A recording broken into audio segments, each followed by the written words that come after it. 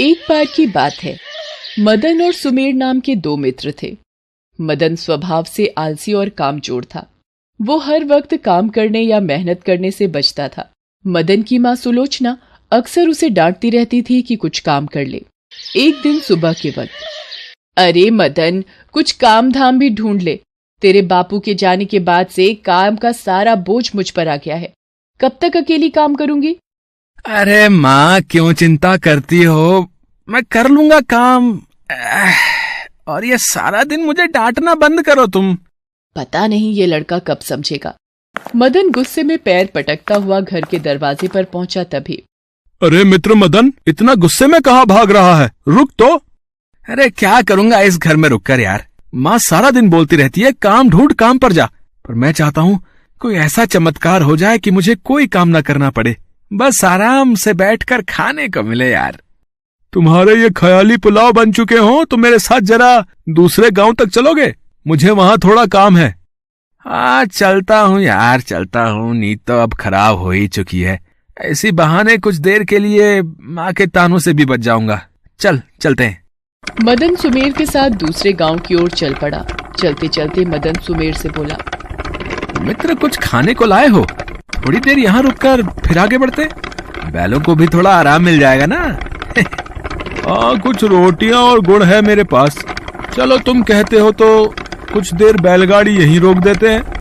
मदन और सुमेर एक पेड़ के नीचे बैठ गए और भोजन करने लगे। तभी मदन की नजर पेड़ से आती एक रोशनी पर पड़ी। सुमेर, ये पेड़ पर क्या चमक रहा है, देखें क्या? अरे मित्र रहने दो, पता नहीं क्या है, हम यहाँ से चलते हैं। अरे कुछ नहीं होता, पेड़ पर चढ़कर देखें तो कि आखिर है क्या। दोनों जैसे ही पेड़ पर चढ़ने लगे तभी उनको एक आवाज आई, रुको, कहाँ जा रहे हो?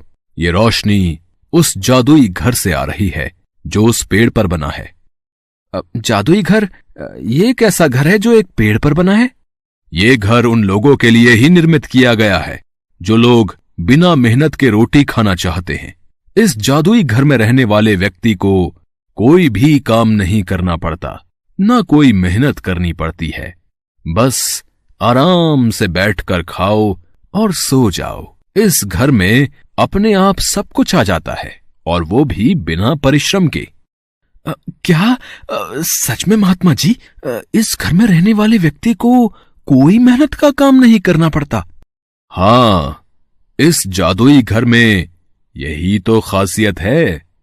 काश मुझे इस घर में रहने को मिल जाए तो आराम की जिंदगी गुजरे, ना कोई मेहनत करनी पड़ेगी, ना रोज रोज माँ की डांट सुनने को मिलेगी। महात्मा जी, अगर मुझे इस घर में रहने को मिल जाए तो आपकी बड़ी कृपा होगी। तुम इस जादुई घर में रह सकते हो, पर इसके लिए तुम्हें एक बात याद रखनी होगी। यदि तुमने एक बार इस जादुई घर में प्रवेश कर लिया तो फिर अपनी मर्जी से वापस नहीं आ सकते। महात्मा जी, मुझे तो बस मेहनत करने से बचना है। ऐसे आलीशान जादुई घर को छोड़कर भला कौन आना चाहेगा महात्मा जी? हाँ, मुझे ये शर्त मंजूर है। बस अब मुझे इस जादुई घर में रहना है। हाँ मित्र, तुम ये क्या कह रहे हो? चलो चलते हैं, यहाँ से देर हो रही है। सुमेर तुम जाओ, मैं अब इसी जादुई घर में रहूंगा। मदन जादुई घर में जाने लगा। उसने सुमेर की एक न सुनी। सुमेर क्या करता, वहां से मायूस होकर चला गया। मदन पेड़ पर चढ़ गया। उसने देखा एक आलीशान जादुई घर चमक रहा है। उसका द्वार अपने आप खुल गया। जैसे ही मदन ने घर में प्रवेश किया, घर का दरवाजा बंद हो गया। मदन ने उस तरफ ध्यान नहीं दिया। वो तो बस घर को देखकर बहुत खुश था। इतना सुंदर जादुई घर, एक बार कुछ खाने को मंगवा लेता हूँ, पता तो चले क्या क्या जादू है इस घर में। जादुई घर, मुझे भूख लगी है, कुछ खाने को दो। देखते ही देखते चुटकियों में ढेर सारे पकवान मदन के सामने लग गए। मदन इतने सारे पकवान देखकर खुशी से चिल्लाया, इतने सारे स्वादिष्ट पकवान, और वो भी बैठे बैठे, मजा आ गया। पेट तो भर गया, अब थोड़ी देर सो जाता हूँ, बहुत नींद आ रही है। कुछ देर बाद मदन सोकर उठा और फिर कुछ खाने के लिए मंगाने लगा। फिर उसके आगे ढेर सारे पकवान आ गए। कुछ दिन तक ऐसे ही चलता रहा। मदन जो मांगता जादुई घर में उसे वही खाने को मिल जाता। अब धीरे धीरे मदन ऊबने लगा, क्योंकि उसके पास खाने और सोने के अलावा कुछ करने को नहीं था। उसी एक घर में खाओ और सो जाओ। उसको समझ नहीं आ रहा था क्या करे। अब ये तो उसकी खुद की इच्छा थी कि उसे ऐसी जिंदगी मिले जहां मेहनत ना करनी पड़े, बिना कुछ काम किए सब कुछ मिल जाए। पर कब तक आप बिना हाथ पैर हिलाए कोई काम किए बिना बैठकर खा सकते हो? मदन भी अब ऐसी जिंदगी से थक गया था। वो उदास रहने लगा। उसे भूख भी नहीं लगती थी। मुझे यहां नहीं रहना, मुझे अपने घर जाना है। अरे ये द्वार क्यों नहीं खुल रहा? महात्मा जी, मुझे इस घर में नहीं रहना, मुझे यहाँ से बाहर निकालो। मुझे अपनी माँ के पास जाना है। मैंने अपने मित्र सुमेर की बात नहीं मानी। अरे क्या कोई मुझे सुन रहा है? मैं मेहनत करके खा लूंगा, पर यहाँ तो मैं पागल हो जाऊंगा। कुछ करने को नहीं है, कोई मेरे साथ नहीं है। महात्मा जी मुझे वापस भेज दो। मदन जोर जोर से चिल्लाने लगा। तभी उसे लगा कि कोई उसे झाड़ू से पीट रहा हो। अरे नास पीटे निखट्टू, सूरज सिर पर चढ़ाया है और तू अभी भी सपनों की दुनिया में खोया हुआ है। उठ, जा कोई काम ढूंढ ले। सुमेर आता ही होगा, तुझे उसके साथ महाजन के पास जाना है। सुमेर ने तेरी नौकरी की बात की है। माँ तुम, क्या मैं कोई सपना देख रहा था? मतलब मैं जादुई घर से बाहर आ गया? माँ, मेरी प्यारी माँ। अब ये मीठी मीठी चिकनी चुपड़ी बातें बनाना बंद कर और जल्दी से तैयार हो जा। सुमेर आता ही होगा। इतनी देर में सुमेर भी आ जाता है। मदन को काम पर जाते देख अब सुलोचना भी खुश थी। मदन को समझ आ चुका था कि मेहनत का फल मीठा होता है। ये बात बिल्कुल सही लागू होती है।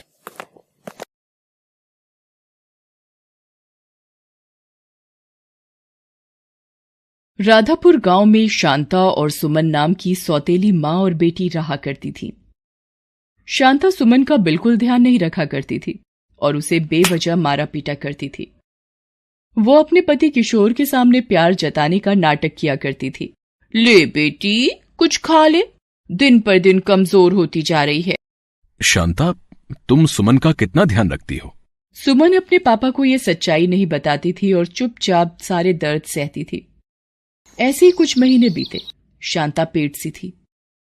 ये बात बहुत खुश होकर वो अपने पति किशोर को बताती है। सुनिए जी, मैं मां बनने वाली हूं। सच में? मैं बहुत खुश हूं। तुमने मुझे बहुत बड़ी खुशी दी है। सुमन को पता चलेगा तो वो कितनी खुश होगी। किशोर भी सोचकर खुश होता है। शांता मन ही मन सोचती है, ये अच्छा मौका है इस लड़की को घर से निकालने का। इसने मेरी नाक में दम कर रखा है। अब तो इसको निकलना ही पड़ेगा घर से, नहीं तो ये मेरे बच्चे का हिस्सा भी खा लेगी। तभी एक सुबह शांता चिल्लाती हुई भाग रही थी। बचाओ बचाओ, ये मुझे मार डालेगी। क्या हुआ? तुम चिल्लाती हुई भाग किस ले रही हो? सुमन के हाथों में छुरी है, वो मुझे मारना चाहती है और मेरी ओर ही आ रही है। किशोर सुमन के हाथों में छुरी देखकर कहता है, अरे अरे, तुम क्या कर रही हो? छुरी से अपनी माँ को मारोगी क्या? जिसने तुम्हें माँ जैसा प्यार दिया, आज तुम उसकी जान लेने पर तुली हुई हो। भला ऐसा कोई करता है क्या? पापा, ये सच नहीं है, झूठ है। मैं ऐसा क्यों करूंगी? आप मुझे गलत समझ रहे हो, मेरी बात तो सुनो। उसने रोते हुए सच्चाई बताने की कोशिश की, पर किशोर उसकी एक भी बात सुनने को तैयार नहीं था। उसने कहा, सुमन, तुमने ऐसा क्यों किया? निकल जाओ मेरे घर से बाहर। और सुमन को घर से बाहर निकाल दिया। बेचारी सुमन रोते रोते जंगल की तरफ चल पड़ी और बीच जंगल में पहुंच गई। वहां एक पेड़ के नीचे वो बैठ गई और सोचने लगी, मैंने कोई गलती नहीं की थी, फिर माँ ने ऐसा क्यों किया? वो ऐसा सोचकर रोए जा रही थी। तभी उसे एक शेर की दहाड़ सुनाई दी। वो डर गई और सोचने लगी, बाप रे, इस जंगल में तो मुझे बहुत खतरनाक जानवर मिलेंगे। मुझे इन सब से बचकर रहना होगा। मुझे इस पेड़ पर घर बनाकर रहना चाहिए, वरना ये जंगली जानवर मुझे खा जाएंगे। मैंने आज तक पापा को सच नहीं बताया, पापा को सच पता चलना चाहिए था। ऐसा सोचकर वो जंगल की तरफ चल पड़ी। कुछ बांस की लकड़ियां इकट्ठी करके एक सुंदर घर उस पेड़ पर बना दिया। जब घर बन गया तो उसने सोचा कि वो आराम से रह सकती है। जंगल में सेब फल लाकर खा लेती और पास की नदी में नहा लेती थी। एक बार रोते हुए सुमन ने सोचा, माँ देखो ना, पापा ने सच्चाई जानने की कोशिश ही नहीं की। भला मैं झूठ क्यों बोलती? सौतेली माँ की बातों में आकर मुझे घर से निकाल दिया। आप ही बताओ माँ, ये कितना सही है?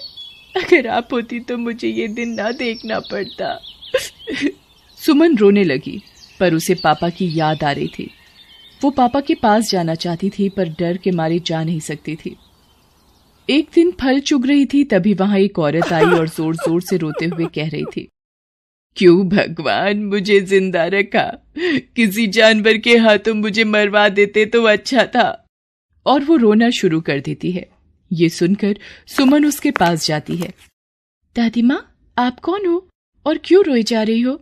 बेटा, मैंने अपने बेटे की शादी करवाई थी। बहू अच्छी नहीं है, मुझे बहुत सताती है। मेरी वजह से उन दोनों में झगड़े होते हैं। मेरी दिक्कत के कारण मुझे घर से निकाल दिया। अब कहाँ जाऊंगी मैं? वो रो रो कर अपनी पीड़ा बता रही थी। यहाँ जंगली जानवरों का एक वक्त का भोजन बन सकूं, ऐसा सोचकर मैं यहाँ आई हूँ। और वो रोने लगी। सुमन उसकी बातें सुनकर बहुत दुखी हुई और उसे अपने घर ले आई। सुमन का बांस का घर देखकर बूढ़ी औरत आश्चर्यचकित हो गई और बोली, बेटा, तुम यहाँ अकेली रहती हो?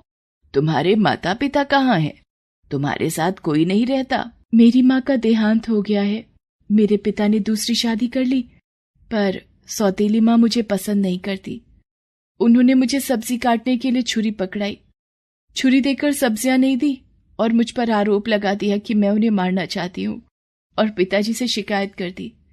पिताजी ने गुस्से में आकर मुझे डांट कर घर से निकाल दिया। इसमें मेरी कोई गलती नहीं थी। ये कहकर सुमन रोने लगी तो बूढ़ी दादी ने उसे चुप कराया और कहा, देखो बेटा, पिछले जन्म का नाता होगा जो हम यूं मिले। अब हम साथ रहेंगे। तब से वो दोनों वहीं रहने लगे। कुछ महीने बाद उन्होंने जंगल में फल तोड़कर बेचना शुरू कर दिया, जिससे वो पैसे कमाने लगी। सुमन जब एक बार फल बेच रही थी तो उसकी सौतेली माँ वहां आ गई। उसने सुमन से कहा, बेटी सुमन, मुझे माफ कर दो। तुझे घर से बाहर करने के बदले मुझे भगवान ने अच्छी सजा दी। क्या हुआ माँ? मेरा पैर फिसल गया था, मैं गिर गई और मैंने अपना बच्चा खो दिया। तुम्हारे पापा बहुत दुखी हुए। मैंने उन्हें सारी सच्चाई बता दी, पर किशोर ने कहा, ये तुमने क्या किया? अनजाने में तुम्हारी बातों में आकर फूल सी बच्ची को मैंने घर से निकाल दिया। पता नहीं वो किस हाल में होगी और कहाँ होगी। और वो मुझ पर चिल्ला रहे थे तो उनको दिल का दौरा पड़ गया। अब वो बस तुझे ही याद करते रहते हैं। घर चल बेटी, मुझे पापा से मिलना है। शांता सुमन को लेकर घर की ओर चल पड़ी। किशोर सुमन को देखकर बहुत खुश हुआ और उससे माफी मांगता है। बेटा, हमें माफ कर दो, हमने तुम्हारे साथ बहुत गलत किया। सुमन कुछ पैसे देकर जंगल की ओर चल पड़ी। किशोर और शांता उसे रोकने की बहुत कोशिश कर रहे थे, पर वो नहीं रुकी।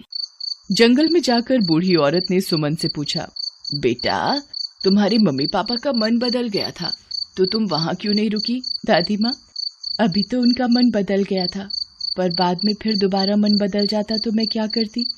और दूसरी बात, यहाँ तुम भी तो अकेली रहती। तुम अपना सब कुछ छोड़कर आई हो, तो आपको मैं अकेला कैसे छोड़ सकती हूँ? बेटा, तुमने अनजान औरत के लिए इतना सोचा, मैं तुम्हारी शुक्रगुजार हूँ। और दोनों फल बेचकर सुखी सुखी रहने लगी।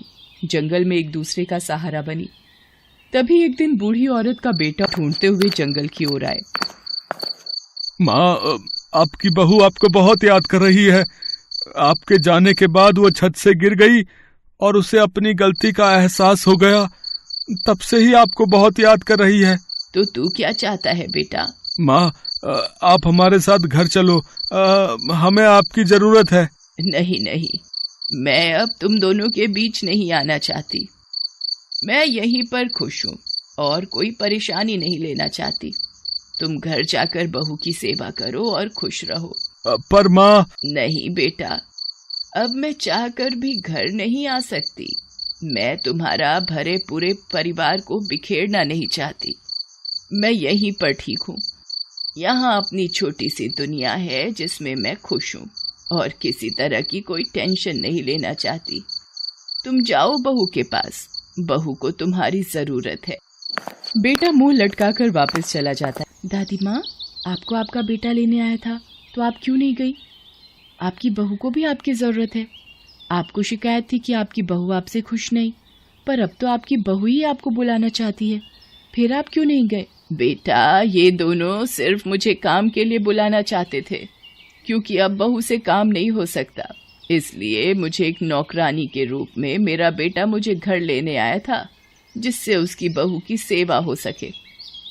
पर मैं नहीं जाना चाहती हूँ, क्योंकि जब मेरी बहू ठीक हो जाएगी तो वो फिर से मुझे लात मार कर भगा देगी और दोबारा मैं ये अपमान नहीं सह सकती। मैं यहाँ पर तुम्हारे साथ खुश हूँ, 2 वक्त की रोटी चैन से खा रही हूँ। और वो सुमन को गले से लगा लेती है। अब सुमन और बूढ़ी औरत सुकून से जीवन यापन करने लगी। फल बेचकर जो भी मिलता सुकून से खाती और खुश रहती थी, अपने परिवार से दूर, अपने बांस के घर में। अब उन्हें किसी की जरूरत नहीं थी।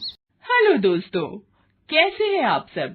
हमारी कहानियां देखने के लिए हमारे चैनल को सब्सक्राइब कीजिए और हाँ, बेल आइकॉन पर क्लिक करना मत भूलिएगा।